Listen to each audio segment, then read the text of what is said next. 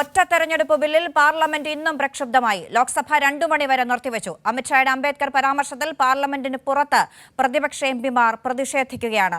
സിബി ജോസഫാണ് വിവരങ്ങൾ നൽകാനുള്ളത്. സിബി, ഒറ്റ തെരഞ്ഞെടുപ്പ്, ഒരു രാജ്യം ഒറ്റ തെരഞ്ഞെടുപ്പ് എന്ന വിഷയത്തിൽ ഇന്നലെ പാർലമെന്റ് ബില്ല് അവതരിപ്പിച്ചിരുന്നു. പ്രതിപക്ഷ കക്ഷികൾ ശക്തമായ പ്രതിഷേധം ഉന്നയിച്ചിരുന്നു. അത് സംയുക്ത പാർലമെന്ററി സമിതിക്ക് വിടാനുള്ള തീരുമാനം കേന്ദ്രം അറിയിച്ചിരുന്നു. ഇന്ന് സഭയിൽ എന്താണ് സംഭവിച്ചത്? ഇന്ന് സഭയിലുണ്ടായ പ്രതിഷേധം കേന്ദ്ര ആഭ്യന്തരമന്ത്രി അമിത്ഷാ ഇന്നലെ ഈ ഭരണഘടനയുമേൽ ചർച്ച നടക്കുമ്പോൾ രാജ്യസഭയിൽ ഡോക്ടർ ബി.ആർ. അംബേദ്കറിനെ പരാമർശിച്ചുകൊണ്ട് ചില വിവാദമായ പ്രസ്താവന ഉണ്ടായി. അതായത് കോൺഗ്രസിനെതിരെ ആഞ്ഞടിച്ചുകൊണ്ടായിരുന്നു അമിത്ഷായുടെ പ്രസംഗം. ആ സമയത്ത് അമിത്ഷാ പറഞ്ഞത്, നിങ്ങൾ കോൺഗ്രസുകാർ അല്ലെങ്കിൽ പ്രതിപക്ഷം അംബേദ്കർ എന്ന് പറയുന്നത് ഒരു ഭാഷണാക്കി മാറ്റിയിരിക്കുകയാണ്. ഇത്രയും തവണ ദൈവനാമം ചൊല്ലിയിരുന്നെങ്കിൽ അവർക്ക് സ്വർഗത്തിൽ പോകാമായിരുന്നു എന്ന രീതിയിൽ ഒരു പരാമർശമാണ് അമിത്ഷാ നടത്തിയത്. പിന്നീട് വളരെ വലിയ രീതിയിൽ അത് വിമർശനത്തിന് വിധേയമാവുകയും ചെയ്തു. എന്തായാലും ആ വിഷയം ഇന്ന് ലോക്സഭയിലും രാജ്യസഭയിലും ഉന്നയിച്ചുകൊണ്ട് അമിത്ഷാ മാപ്പ് പറയണമെന്ന് ആവശ്യപ്പെട്ടുകൊണ്ട് പ്രതിപക്ഷം വലിയ ബഹളം വെക്കുകയായിരുന്നു. ലോക്സഭ തുടങ്ങിയപ്പോൾ തന്നെ 2 മണി വരെ പിരിഞ്ഞു. ഇപ്പോൾ രാജ്യസഭയിലും വലിയ പ്രതിഷേധമുണ്ടാകുകയും രാജ്യസഭയും 2 മണി വരെ പിരിഞ്ഞു. അങ്ങനെ പാർലമെന്റിന്റെ ഇരു സഭകളും ഇപ്പോൾ 2 മണി വരെ പിരിഞ്ഞിരിക്കുകയാണ്. മാത്രമല്ല ഇന്ന് പാർലമെന്റിന് പുറത്തും പ്രതിപക്ഷം ഡോക്ടർ ബി.ആർ. അംബേദ്കറുടെ ചിത്രങ്ങൾ, ഛായാചിത്രങ്ങളും ഫോട്ടോകളും എല്ലാം തന്നെ പിടിച്ചു ഉയർത്തിക്കൊണ്ട് വലിയ രീതിയിലുള്ള പ്രതിഷേധം ഉണ്ടാക്കുകയും ചെയ്തു. പ്രത്യേകിച്ച് അംബേദ്കറിനെല്ലാം തന്നെയും അവർ വലിയ രീതിയിൽ അപമാനിച്ചു. നേരത്തെ ഇന്ദിരാഗാന്ധിയെയും രാജീവ് ഗാന്ധി അടക്കമുള്ള ആളുകളെയാണ് യുദ്ധത്തിൽ BJP ഈ ഒരു ഭരണഘടനാ ചർച്ചയിൽ അപമാനിച്ചെങ്കിൽ ഇപ്പോൾ അംബേദ്കറിനെ പോലും അപമാനിക്കുന്നു. അംബേദ്കറുടെ പേര് പറഞ്ഞാണ് BJP പല സംസ്ഥാനങ്ങളിലും വോട്ട് നേടാൻ വേണ്ടി നിലയും ശ്രമം നടത്തിയത്. പക്ഷേ ആ ഒരു ഭരണഘടനാ ശില്പിയെ പോലും ഭരണഘടനാ ചർച്ചയിൽ അപമാനിച്ചു എന്ന് ചൂണ്ടിക്കാട്ടിക്കൊണ്ടാണ് ഇന്നിപ്പോൾ പ്രതിപക്ഷം വലിയ പ്രതിഷേധം ലോക്സഭയിലും രാജ്യസഭയിലും നടത്തിയത്. ഇരു സഭകളും ഇപ്പോൾ 2 മണി വരെ പിരിഞ്ഞിരിക്കുകയാണ്.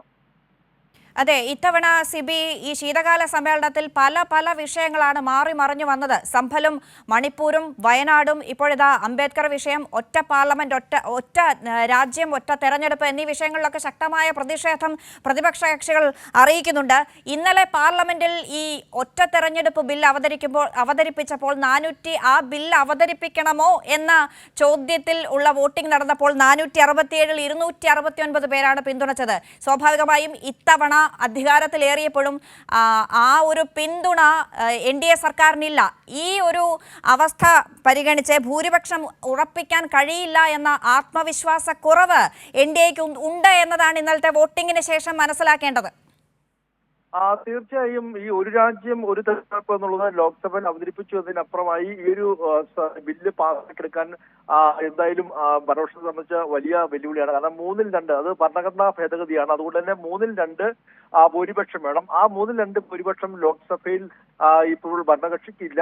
അതുകൊണ്ട് തന്നെ ഈ ഒരു ബില്ല് അവതരിപ്പിച്ച ശേഷം പിന്നീട് അത് JPCക്ക് വിടുകയും ആ JPCയുടെ റിപ്പോർട്ട് ഉണ്ടാകുന്ന ഒരു കാലയളവിൽ ഏതെങ്കിലും ഒരു പ്രതിപക്ഷത്തൊന്നും ഏതെങ്കിലും വലിയ പാർട്ടികളെ ഒപ്പം പിടിച്ചുകൊണ്ടെല്ലാം തന്നെയും ഒരു അംഗസംഖ്യ അല്ലെങ്കിൽ 3-2 ഭൂരിപക്ഷം ഉണ്ടാക്കാനുള്ള ശ്രമമാണ് BJPയുടെ ഭാഗത്ത് ഇപ്പോൾ ഉണ്ടാകുന്നത്. പക്ഷേ ഇന്നലെ ഈ ഒരു ബില്ല്, അതായത് ഈ ബില്ല് അവതരിപ്പിക്കാനുള്ള വോട്ടിങ്ങിന് പോലും കൃത്യമായ ഭൂരിപക്ഷം, നേരിയ ഭൂരിപക്ഷം മാത്രം ഉണ്ടായിരുന്നു. കാരണം BJPയുടെ അംഗങ്ങൾ തന്നെ നേരത്തെ അവർക്കെല്ലാം തന്നെയും വിപ്പ് നൽകിയിരുന്നു എന്ന്, എല്ലാവരും ഹാജരാകണം അല്ലെങ്കിൽ എല്ലാവരും ലോക്സഭയിൽ എത്തണം എന്നാവശ്യപ്പെട്ടുകൊണ്ട് BJP വിപ്പ് നൽകിയിട്ടും ഈ വിപ്പ് 10-20ഓളം അംഗങ്ങൾ, BJPയുടെ അംഗങ്ങൾ തന്നെ ലംഘിക്കുന്ന ഒരു സാഹചര്യം ഉണ്ടായി.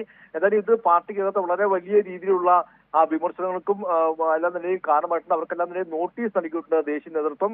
എന്തായാലും ഈ ഒരു രാജ്യം ഒരു തെരഞ്ഞെടുപ്പ് എന്നുള്ളത് കൃത്യമായ ഒരു RSS അജണ്ടയാണ്. ഇത് നടപ്പാക്കാൻ വേണ്ടിയുള്ള നീക്കത്തിന്റെ ആദ്യ ഭാഗമായിരുന്നു ഈ ഒരു ബില്ല് അവതരിപ്പിക്കുക എന്നുള്ളത്.